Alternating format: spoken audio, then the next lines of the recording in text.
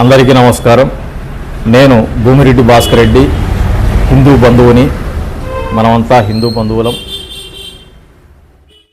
జై శ్రీరామ్. ప్రస్తుతం ఊర్లో ఉన్నటువంటి గోమాతలకు తిండి సరిగా లభించక గోడల మీద పోస్టర్లు తింటూ, దిబ్బల దగ్గర వ్యర్థ పదార్థాలను తింటూ జీవనం సాగించడం చాలా దురదృష్టకరం.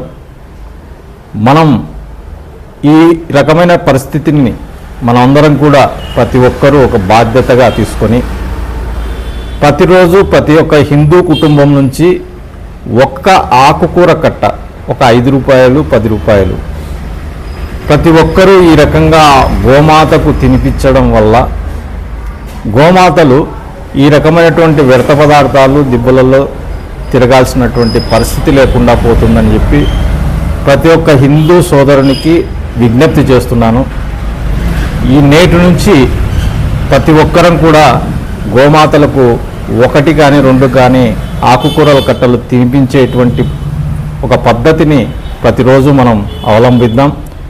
ఇలాగే మీరు ఆకుకూర తినిపిస్తూ మీరు ఫోటోలు వీడియోలు తీసుకొని సోషల్ మీడియాలో వైరల్ చేయండి, షేర్ చేయండి. ప్రతి హిందూ సోదరునికి ఇది ఒక ఆలోచన కలిగించే విధంగా, ప్రతి ఒక్కరూ ఇది పాటించే విధంగా ఒక కార్యక్రమంగా రూపుదిద్దుకోవాలని చెప్పి మీ అందరికీ విజ్ఞప్తి చేస్తున్నాను.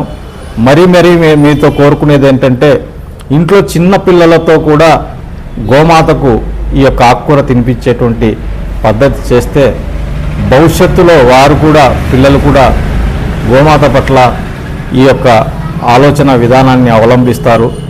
కాబట్టి గోమాతను పోషించుకుందాం, గోమాతను రక్షించుకుందాం.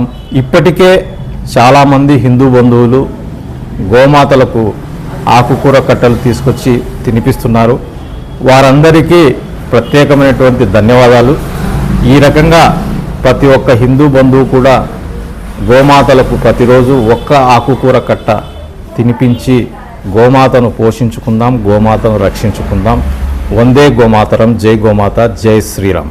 ఇప్పుడు మన యొక్క హిందూ బంధువు అయినటువంటి శ్రీ శివకుమార్ గారు గోమాత గురించి కొన్ని విషయాలు చెప్తారు.